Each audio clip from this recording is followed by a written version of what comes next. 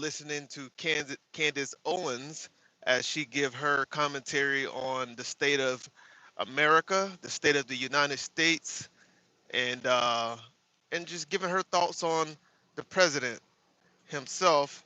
And so I thought it was pretty interesting what she had to talk about. And so yes, so she's talking about Donald Trump and this war on Israel. And so Candace Owens, she just accused Donald Trump of betraying America, right? Which I thought was really some powerful words coming from Candace Owens, who has such a large platform. And so for her to say that, right, it really holds weight to her core fans. So and now the internet is exploding over what she had to say. She says Americans don't want another war, right? But is she's right, or is this just a massive overreaction? So let's talk about it. We're gonna get into the video right here and see what Candace Owens has to say. Let's go. Let's go.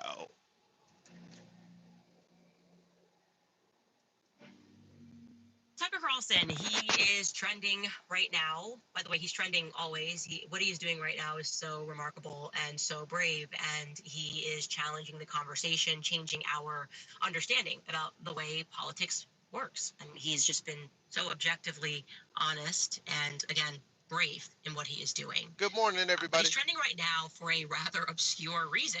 It was actually a simple tweet that has a lot of his routine haters melting down. This is the tweet. I'll show you that.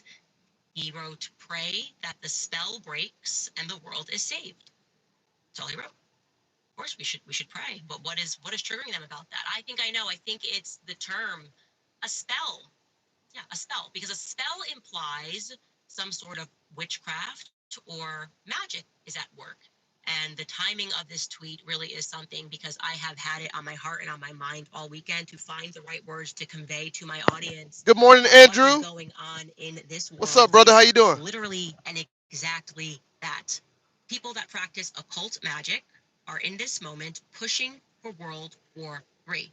And I Uh-oh. think that's hard for a lot of people to process, because we grow up and we learn that there are in effect really three major monotheistic religions in the West. So the idea that actually there are people that are in charge of Western governments that are in essence really pagan and could be making literal. I'm doing good, brother Andrew. I'm doing good, man. It's good to see you again, man. Thank you for asking, brother. I'm doing good. I can't complain too much, man. Just listening to Candace Owens this morning, see what she had to say about Donald Trump. She said that Donald Trump is betraying America. I thought those were some powerful sentiments that she put out there. So we just listening in to some commentary and get some reactions from you guys and see if what she's saying is actually true, or is it just an overreaction. All right. So good to see you, brother, and shout out to everybody that's here right now. Blood sacrifices to various demons, that kind of evades us, evades our understanding of the world, because we look at Hollywood, we look at culture. Hollywood in particular has been ever intentional in assisting sort of the implausibility of such a narrative, right?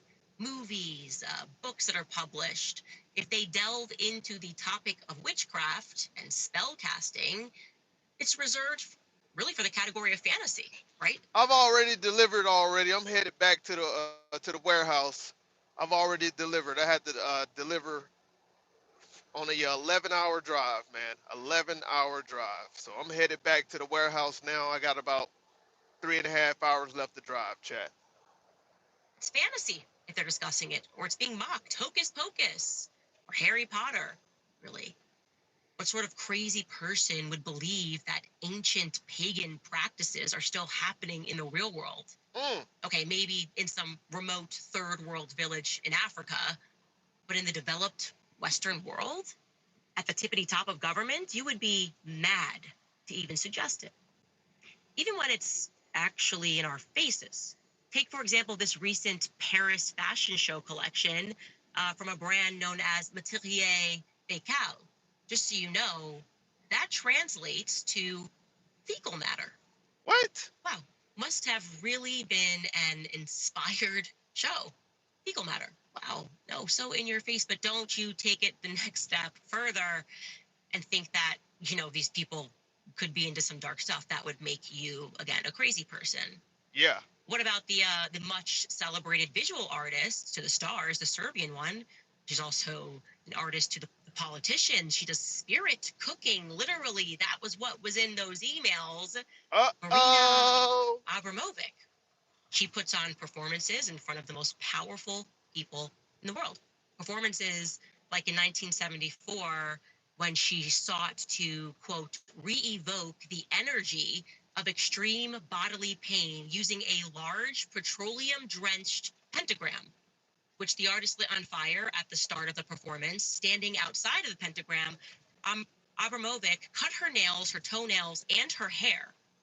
When she finished with each, she threw the clip. Sometimes it takes Candace a long time to get into the topic of what she actually want to talk about.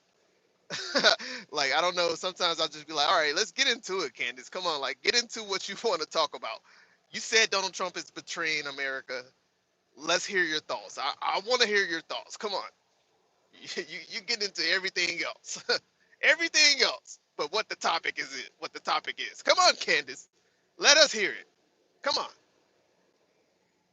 Things into the flames, creating a burst of light each time, burning the pentagram, representing a physical and mental purification. Oh, that's just art, guys. That's just art. Don't you think a step further? No, come on, that's just art. And on the matter of science, even when it's in our faces, like when the world's leading nuclear physicists are caught, cloaked before a statue of Shiva, stabbing a woman in an occult ceremony for CERN, well, you guys, that's just science.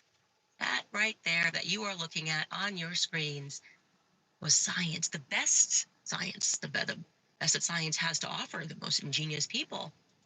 And indeed, I would agree that it is modern science. In fact, the entire thrust of what was deemed the scientific revolution, a move away from the natural order of things and towards empiricism, rationality. Look at Tracy. Tracy from daycare. That's my biggest fan right there. Tracy from daycare. What's up, Tracy? I don't know what she be talking about half of the time, y'all, but she always come in here and show love. Tracy, at least hit the like button, Tracy. At least hit the like button. Here we go. Back to the video. That began because of a long organized Freemasonic effort to remove humanity from our innate spiritual understanding. Okay. They wanted you to know that you can now ignore your God-given instincts. You can set aside your subconscious, that subconscious that comes online and lets you know that something is not right. Yeah, you can just set that aside and trust the experts instead. In fact, the experts constantly reinforce to us that our subconscious is wrong, or it's just weird. In some cases, it's immoral, it's devilish even. You want to go see your grandmother while she's dying in the middle of COVID? What are you, Satan? You're being guided by Satan. If you don't listen to Dr. Fauci, that's who you're being guided by. Because there's no greater source of authority in their world than the government, which they control. That's the idea. And I promise you on everything, like on everything, that when Savannah, my manager, came down the stairs and delivered the news that Charlie had been shot, I went into my husband's office and I cried, and I immediately said to him, he was betrayed. Charlie was betrayed. And my husband said back to me, you don't know that. We don't know anything yet. And I said, I know. Now, empirically, that argument fails. I get it. But no one can explain why or how I had this sense of dread in the very week leading up to Charlie's assassination. No one can offer why I knew that there was danger coming specifically to a school, and why I felt that it was related to bees, why the feeling was so overwhelming that I hired extra security and took my podcast off air and pulled my children out of school. I had never experienced a dread like that in my life, ever. Good morning, brother JC. Good morning, brother. How you? Or even offer an explanation as to how exactly it is that Charlie knew he was going to die young, and that his death would specifically be related to Turning Point USA. He said he knew from the moment he signed on the dotted line that he was going to die young. What exactly is the expert explanation for that deep internal knowing that he had that has now been proven correct? I'll tell you, there isn't one. There isn't one. What Charlie sensed was obviously right. And the moment that Charlie was shot, I knew what happened to him was not random. Okay. He was betrayed. Charlie Kirk was the first casualty of the war in Iran. I'm certain of that. And it's deeper than that. I am now. What? Did you hear what she just said?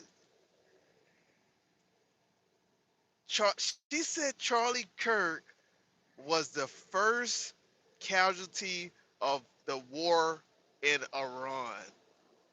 Is she? What? Wow. She is. She's making some strong, wild claims. Wow, Candace. She gonna have to break that down, y'all. She gonna have to break that down further for me. Like seriously. What is she talking about? Right. And the moment that Charlie was shot, I knew what happened to him was not random. Okay. He was betrayed. She knew what happened to him was not random. He was betrayed. Betrayed. How, Candace? Let us know. Break it down. Come on. Charlie Kirk was the first casualty of the war in Iran. I'm certain. Damn. Yo, she gonna be hated for this. Boy, she finna get lit up for these sentiments, bro. Yo, this is wild what she's saying. Right. And the moment that Charlie was shot, I knew what happened to him was not random. Okay. He was betrayed. Charlie Kirk was the first casualty of the war in Iran. I'm certain of that. And it's deeper than that. I am now of the opinion that he was likely sacrificed. And what? I want to tell you why I got there. You guys know, if you're part of my book club, I've been doing a lot of research into Freemasonry. About a month ago, while we took a break to prepare for our Bride of Charlie series, someone sent me this. I'm showing you, this is what they sent me in the mail. Something that is known as a Freemason Bible. Now, I knew that he inherited one from his father. The backstory of this one in particular came with a handwritten letter, is that a 33rd degree Freemason out in Oklahoma died, and all of his belongings were left in a home that was eventually auctioned off. And the person who had this in his possession, his relative was the person who acquired the home. And they went in and they burned everything in it effectively, thinking that it was obviously just carrying bad spirits. But he, for some reason, had the sense that he should keep this one item. For no particular reason, he kept it in the back of his truck for over a decade. And when he saw me covering the history of Freemasonry and what they believe, trying to discern what it is that they believe, he felt that this was the reason that he had kept it all those years. So he just sent it to me to provide me further insight into. Are we back, chat? Put a one in the chat. Put a one in the chat. Let me know we back, man. This is terrible, dude. I'm really tired of Verizon Wireless, bro. Let me know if we back, man. Put a one in the chat if you guys are still here. Somebody still here with me? Let me know. I lost my service for a second.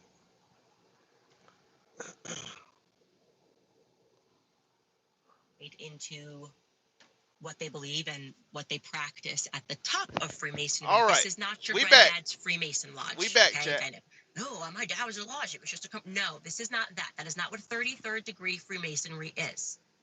So I flipped through this immediately after we did douse it in holy water. I flipped through it. And within the very first pages, there was a pentagram. Okay. With various illustrations inside of it, notes around it. I'm going to show you that now. We just took a picture for it for you to see it. There at the bottom. And in case you can't see what is pointing to the middle, it says place of sacrifice or worship. Okay? Place of sacrifice or worship in the middle there. So I want you to note that in this Freemason Bible, it illustrates that a sacrifice must be made in the center of a pentagon. That's a pentagon, 5 sides, like a house.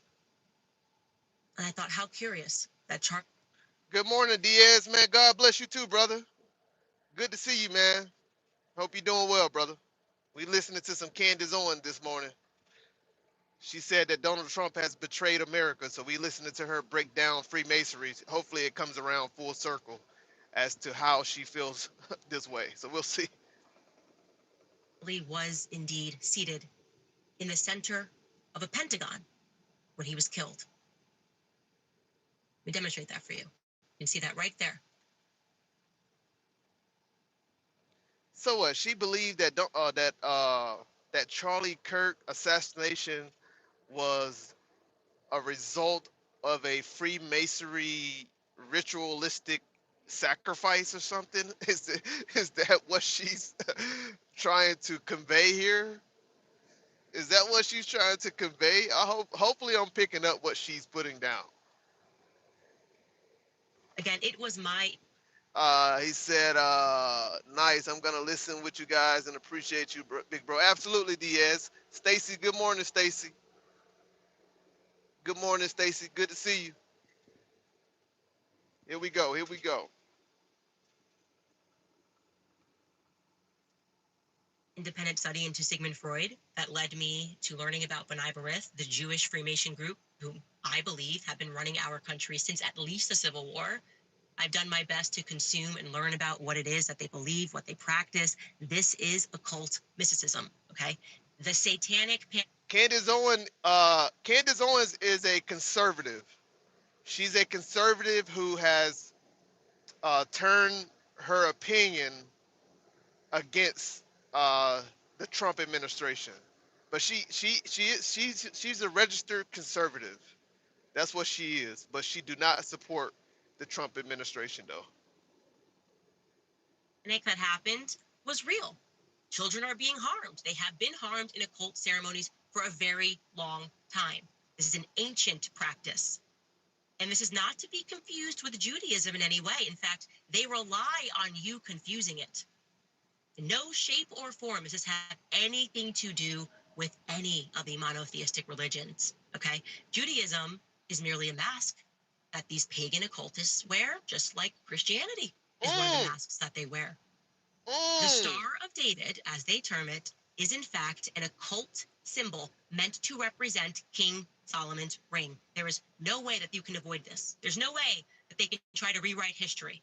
It is quite literally known as the Seal of Solomon. I'm going to show you this. This is on Wikipedia. This is that. I thought it was known as the Seal of David, but she's using Wikipedia. Okay, I thought it was known as the Seal of David, not the Seal of. She says the Seal of Solomon. I don't know. Accessible. We can read parts of this together. It reads, it is often depicted in the shape of either a hexagram or a pentagram. Yeah. In mystic Jewish lore, the ring is variously described as having been given to Solomon, having given Solomon, the power to command the supernatural. Due to the proverbial wisdom of Solomon, it came to be seen as an amulet or a talisman or a symbol or character in medieval magic and Renaissance magic, occultism, alchemy. Ladies and gentlemen, this is literal witchcraft. We cannot beat these people and we cannot win if we refuse to even recognize what it is that we are up against. We have to recognize what it is and who it is that we are up against. And again, it has nothing to do with Christianity. It's got nothing to do with Judaism. That is why, as is further stipulated on this Wikipedia page, the Seal of Solomon was once featured on the flag of Nigeria. Really? And the flag of Morocco. Those are not known to be Jewish countries. Freemasons worship Solomon as the master architect. They believe that he gave them the keys to build and therefore control societies. This is how you build a matrix, in effect, right? That is the reason why Aleister Crowley, who was a master occultist, created an entire religion around this, put together a series of books, a series of pentacles that are meant to summon various. So what? She believed Donald Trump is a Freemason. She believed that whole regime or that whole administration is part of Freemasonry, ritualistic movement. I don't know. I'm hoping she bring this all around. Spirits I want you to hear me when I say that. They are intentionally summoning demons. First book he wrote was called The Book of Evil Spirits. Wow, look at that Star of David all over it. Okay. What do you mean this is not associated with Judaism? It's associated with Baal worship. I cannot stress this enough. That is what those in power practice. It is what they believe. It is ancient, it is occult, and it is magic. I believe that the manner of Charlie's death was also intended to cast a spell. What? I kept asking the question, why did they broadcast this? Making us watch Charlie die was diabolical. And although this priest that I'm about to show you is discussing Satanism more broadly, he's not saying this, to be clear, in the context of Charlie Kirk. I want you to take a listen to what he says. This is Father Ripperger. He is going to describe the nature of this sort of constant symbolism that's being used, this obsession with them almost having to reveal to us what they're doing, like wanting to get close to revealing to us what they're doing, and then gaslighting us. Take a listen. Actually, the technical term that we tend to use for that is called the revealing of the method. I don't know if you've ever heard of that. I have. Basically, it basically means that it can be connected to a curse. They could curse this so that it has a more, so that its distribution becomes more extensive and more people watch the thing.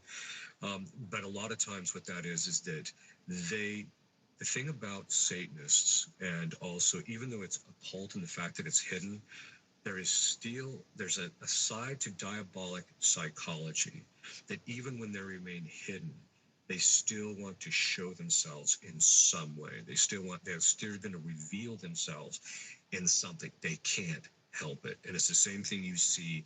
It's the same thing you see with Satanists. It's the same thing you see with Freemasons when they're involved in certain things. It's the same stuff you see across the board in these particular groups. And so they just tend to reveal stuff. But their hope is to, even in the revealing, that you don't know. There's a sadistic delight they get out of basically putting it to you without you even knowing it.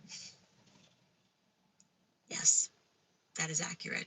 It is diabolical, and they are clearly sadistic in what they are doing. And of course, there is an element of it they enjoy to gaslight you right after they do these sorts of things. That piece, by the way, about the symbolism, sort of overt and in your face, is also made clear in the very early pages of this quote-unquote Freemason Bible. That symbolism is actually crucial. In fact, it's a science to them. You're not imagining things. Right here at the top, it states this. Again, from this quote-unquote Freemason Bible. It reads, it has been correctly stated that symbolism constitutes the very essence of Freemasonry. Freemasonry is essentially the science of symbolism. Further down, it offers us a section entitled The Science of Symbolism Explained. It reads, a symbol or an emblem is an occult representation of something unknown or concealed by a sign or a thing that is known. Something you recognize kind of carrying deeper meaning. And it gives us some examples. Incredibly, you wouldn't believe me if I didn't show it to you. It gives the example of a square. Square is in Freemasonry an emblem or a symbol of morality. The plumb line, the symbol of rectitude, and the beehive as a symbol of industry. Sorry, man. Not my turn. Seriously. You damn ass. Get on my nerves, bro. My man said, hold on, let me see. Let's see what you said. Yes, real they do. quick. He said it's the same rituals musicians practice put on a global scale. Astro World was a ritualistic sacrifice, and there have been others in the music industry. Interesting. Interesting, guys. Interesting. Communicate to one another using symbols, as I have maintained from the very beginning, by the way. Kash Patel continually stressing 33 hours was not random. It did not feel subtle. It seemed to me and to many others that was some sort of signaling. 33, everyone was just saying 33 all the time. So to the routinely gaslit public, I would like to validate your every instinct, most especially about the subsequent behavior of Turning Point USA as an organization, behavior that looked to us as though it was diabolical. There was apparently, sadly for them, not enough empiricism, rationality, or spell casting in the universe to override our sense that something was and is.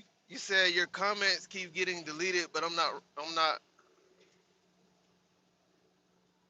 BSing. Okay, I don't know why your comments are being deleted. I'm not the one doing it, and I doubt if my moderators are doing it too. So it could be YouTube. I guess it's YouTube doing that.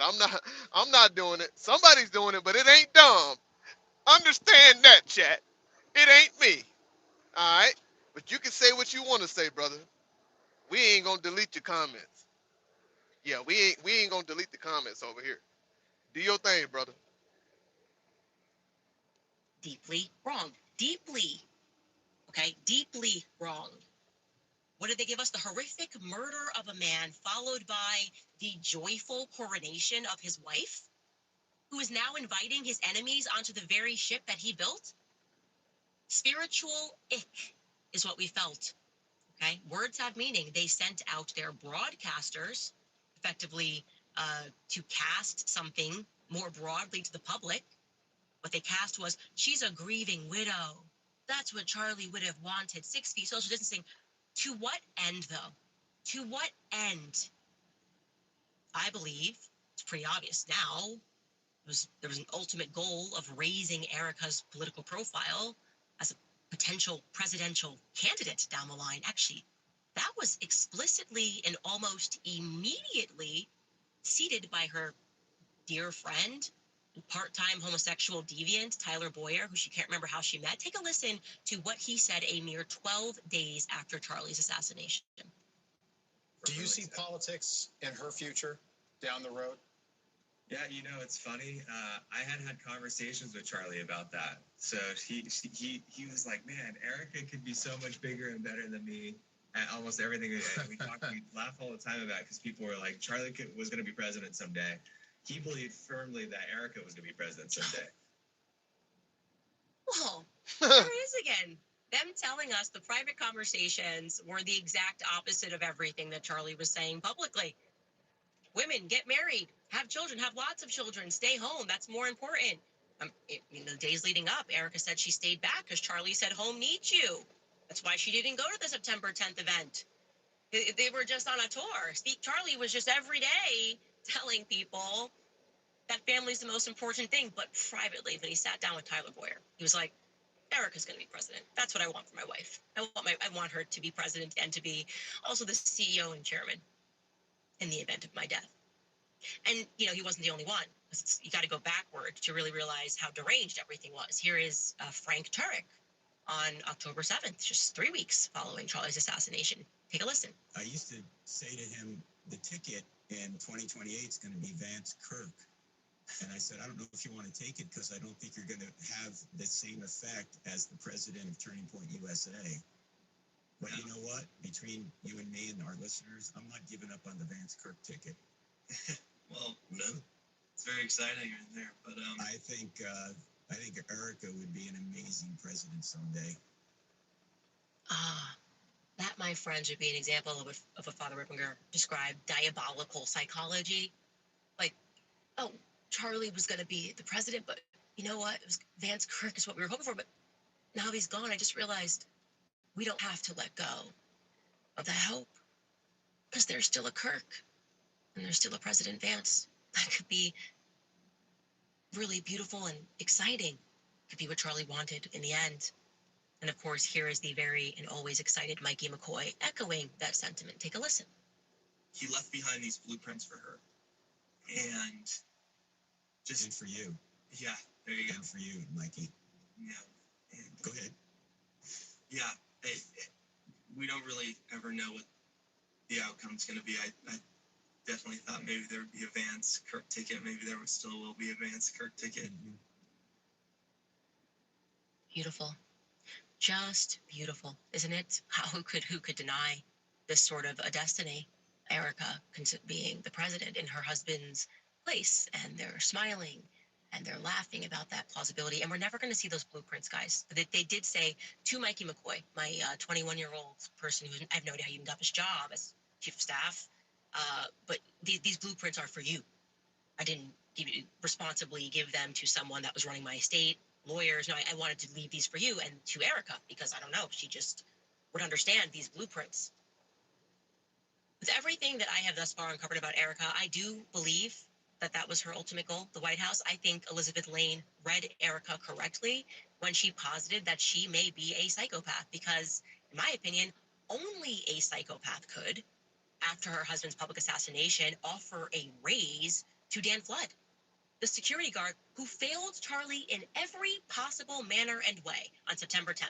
Only a psychopath who does not experience human emotions in the way that humans experience them would be capable of offering and then giving an in-home interview to the New York Times in the immediate days following her husband's assassination. The New York Times, a publication who her husband hated.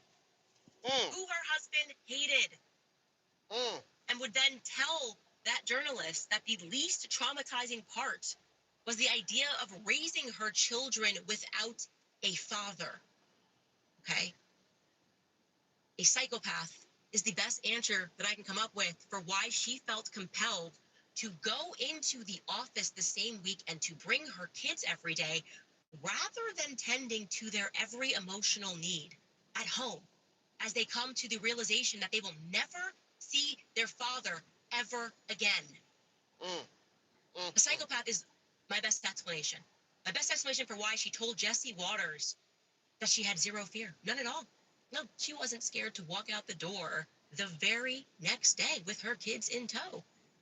I think nearly everyone in the world felt a little less safe in the days following Charlie's assassination. Not his wife, Erica Kirk, no. Erica lies pathologically, and the media is trying to tell us that it's perfectly understandable, relatable even. It's actually divine.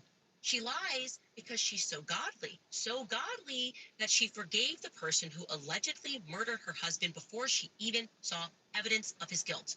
And despite an overwhelming amount of evidence mounting to the contrary, Erica is so godly that she even helped to validate the implausible parts of the narrative regarding Tyler Robinson. The implausible parts, like the neck stopping a 30-06 bullet. She came up and crafted the Superman steel neck and all.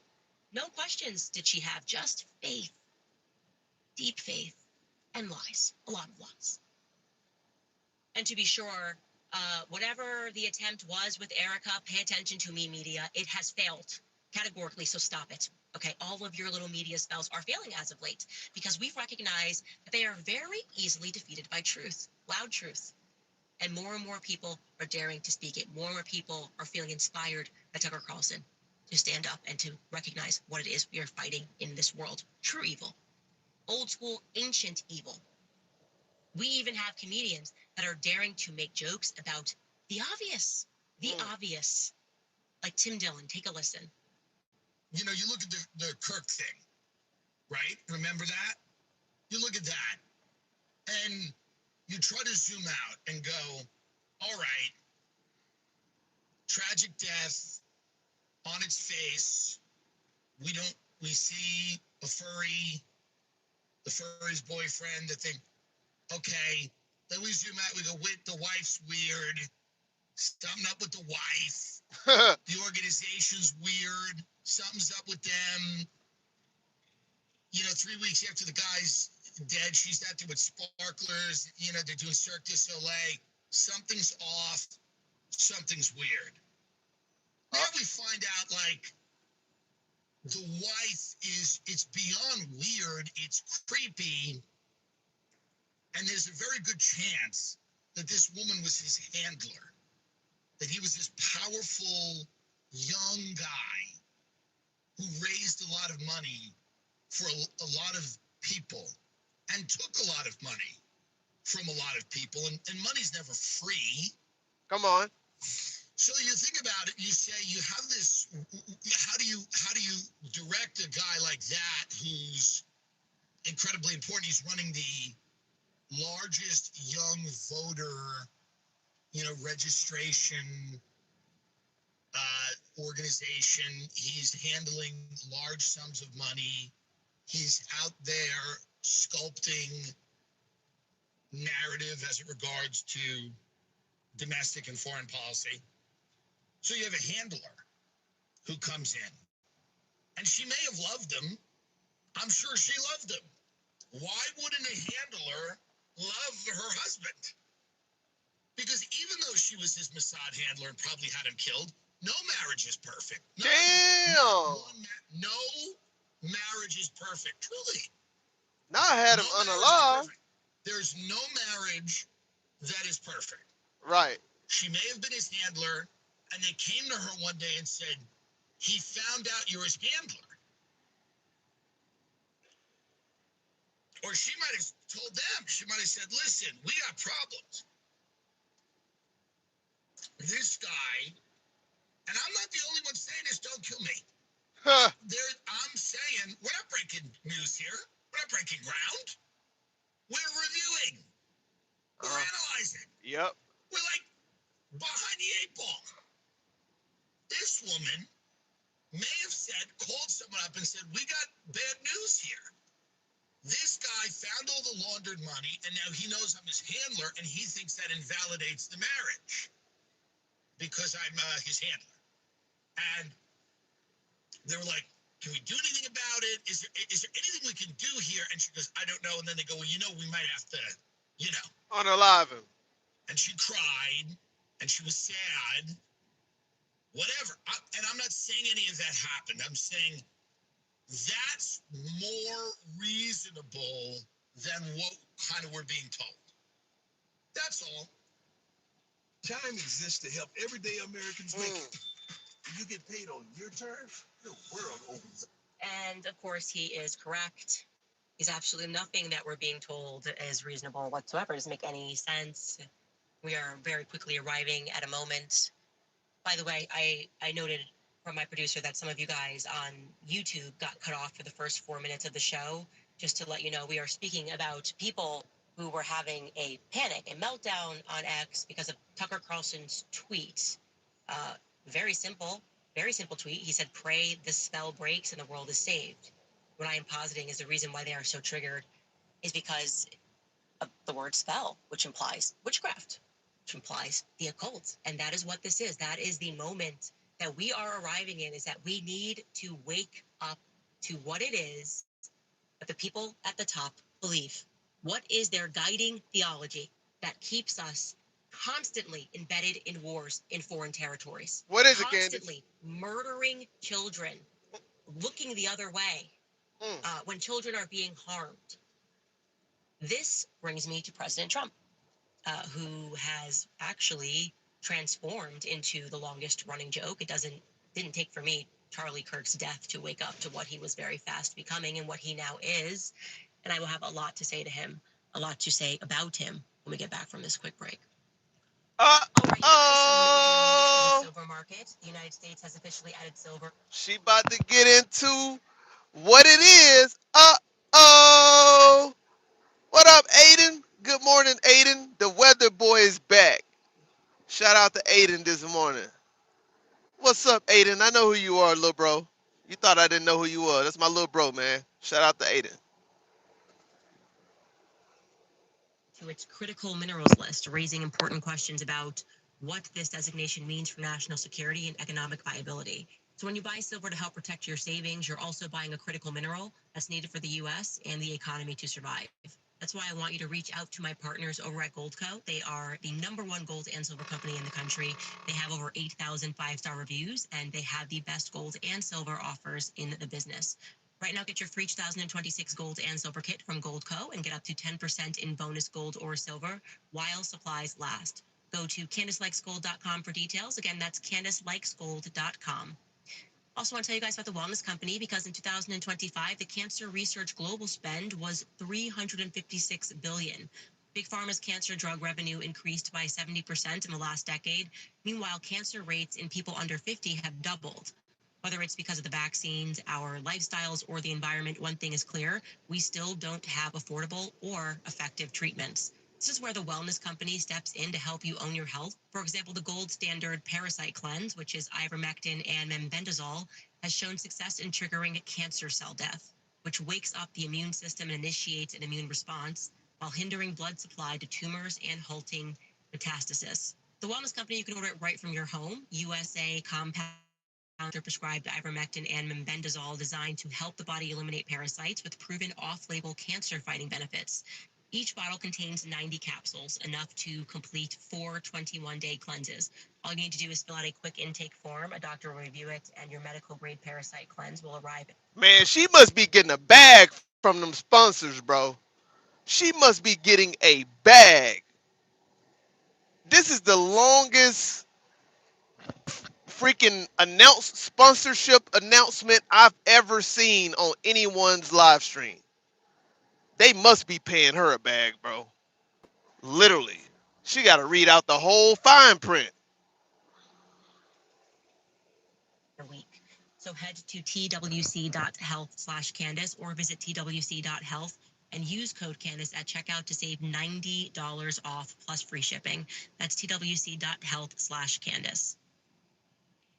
So look, I have not exactly found the correct words to communicate how I feel about President Donald Trump. I sort of ignore the topic of his existence altogether because it kind of sickens me, as it should.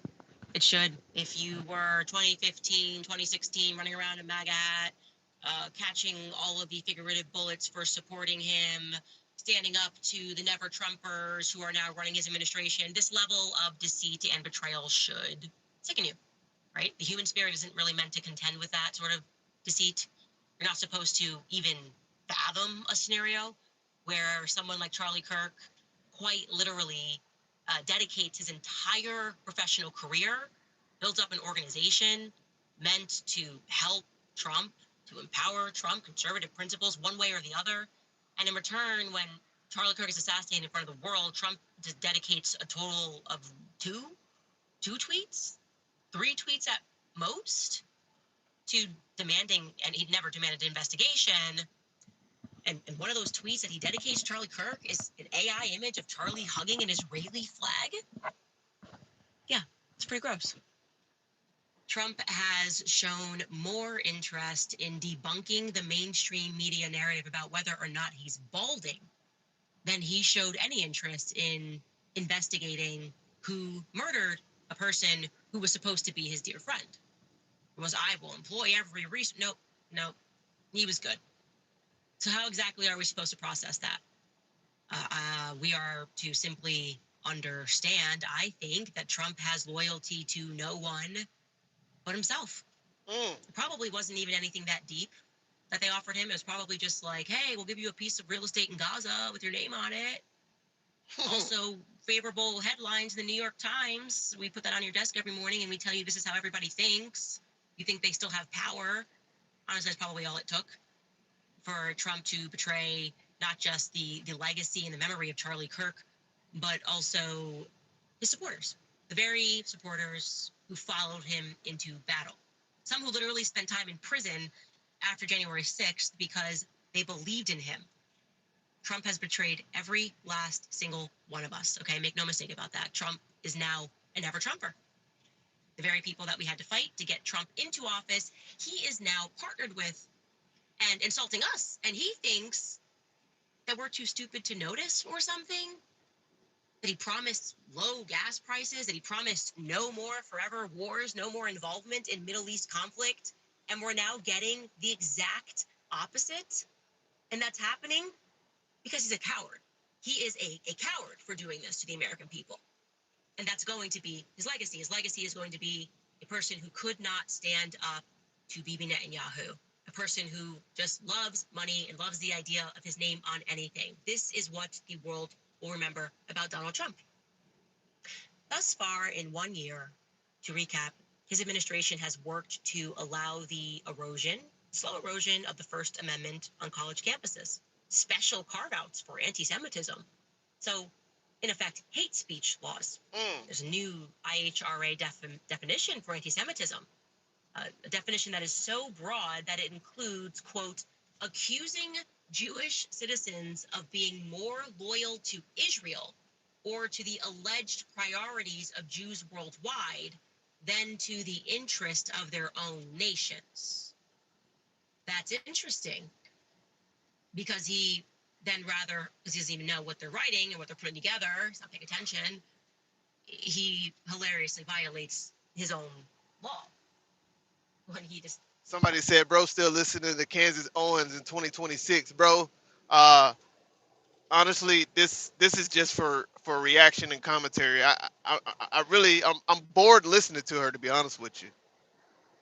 I'm really bored listening to Candace Owens.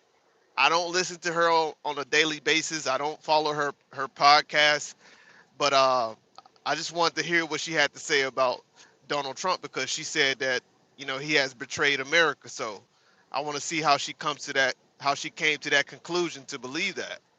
That's all. I don't listen to her really ever, to be honest with you. He discusses his boss, Miriam Adelson. Take a listen to what he says. Stand up, please. I mean, she really is. I mean, she loves this country.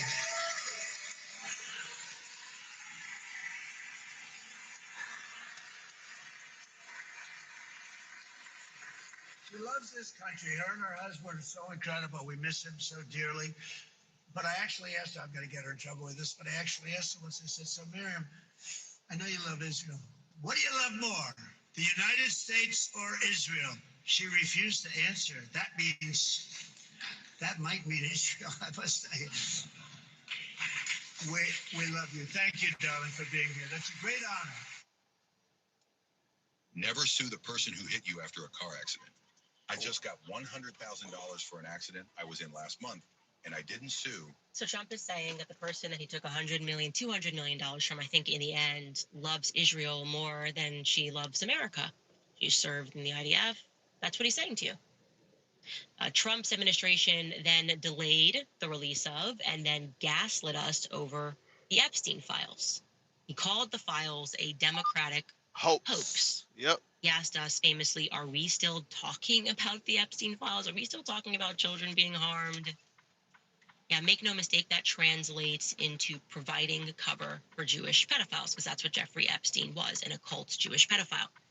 Trump told us no more forever wars.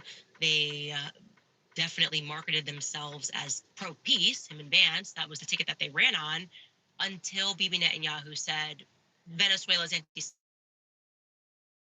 Then we throw, and guess who benefited from that? I loved this headline so much. Venezuela sends first oil shipment to Israel in years in signs of relations improving. I bet relations have improved. Hey, look, Americans, your gas prices are going up, but the important thing to remember is that your tax-paying dollars were sent to support the military operation in Venezuela, which has thus far benefited Israel. Yep. And my best guess is that's at least part of the reason, the real reason why Trump is obsessed with acquiring Greenland, because they do have untapped crude oil, an estimated 31 billion barrels worth. That sure would go a long way for Israel's incessant need to murder, bomb, and destroy. Need a lot of that. Now, maybe you voted for Trump because you were a MAGA mom. Have no fear, the traitor is here. Because on February 26th, Trump signed an executive order invoking the Defense Production Act to boost the production of glyphosate, which is what's found in Monsanto, right? That is the cancer-causing agent that is in the weed killer. We know it causes cancer. MAGA moms fought, so that would not be a thing anymore. Toxic pesticides are apparently back on the table. But don't miss this part, okay? This is from the Washington Post, because people went, why do this? They wrote, but the largely overshadowed part was the order's mention of something contentious in another way.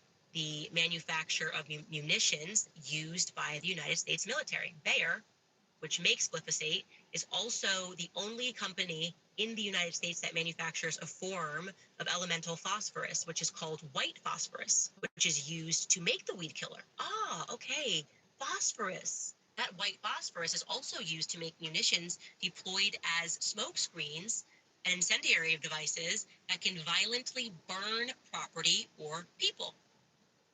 Oh, that's good. I'm glad that the Washington Post noted that everyone's talking about Monsanto, but nobody's paying attention to the fact that white phosphorus is also being manufactured by executive order. And you're not going to believe, but guess what is being used right now in Lebanon? Check out this headline. Oh, Israel unlawfully using white phosphorus. I wonder where they're getting that from.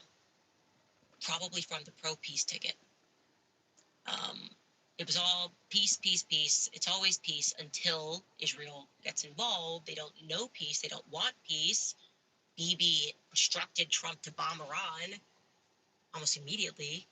And gratefully, because Charlie Kirk was alive at that time, it was at first limited to just hitting their nuclear sites. And I shouldn't even say gratefully, by the way, because he promised us no involvement in overseas conflicts. But they at least pretended for a little bit like it was only going to be a limited operation. Now, some of us knew better because it's never ending. Baal requires constant blood sacrifice. The obstacle of Charlie Kirk was then subsequently removed. And now where are we, right? The United States is preemptively bombing Iran. And the explanation that we are receiving is because Israel was going to bomb Iran. So we went ahead and did it for them just in case Iran responded by hitting American military bases. Wow, that's actually very confusing. That's dizzying. There's no way they actually said that. No, they did. Marco Rubio came right out and said exactly that. Take a listen. The assessment that was made that if we stood and waited for that attack to come first before we hit them, we would suffer much higher casualties. And so the president made the very wise decision. We knew that there was going to be an Israeli action. We knew that that would precipitate an attack against American forces. And we knew that if we didn't preemptively go after them before they launched those attacks, we would suffer higher casualties and perhaps even higher those killed. And then we would all be here answering questions about why we knew that and didn't act. I'm sorry, but under that scenario, if Israel was going to cause and stop that chain of events, wouldn't it have made sense for them to bomb Israel? Bomb Israel to prevent Israel from bombing, from retaliating after American bases because of our involvement with Israel and constantly sending them munitions and things of that nature? Just don't understand how the logic is Israel can't stop bombing people, so we have to bomb people for them. That's what he's telling you. And that's what we're doing. We just murdered 150 Iranian schoolgirls between the ages of 7 and 12 preemptively.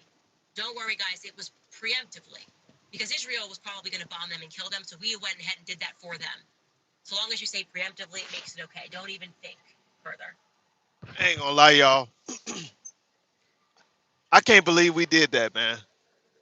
I can't believe the United States of America bombed, bombed, nuked, bombed that elementary school, that all girls school, man, in Iran. I can't believe we did that, man. I'm sorry.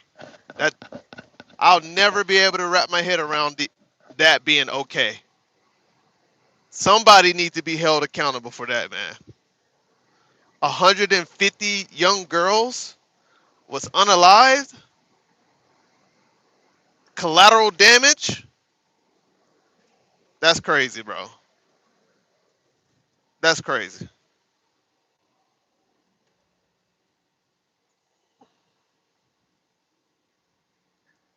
How much peace can we really take? It's just too much peace. You say too much winning. It's like too much peace. Let's actually take a look at some live footage of the peace that we are currently spreading in the Middle East. Yeah.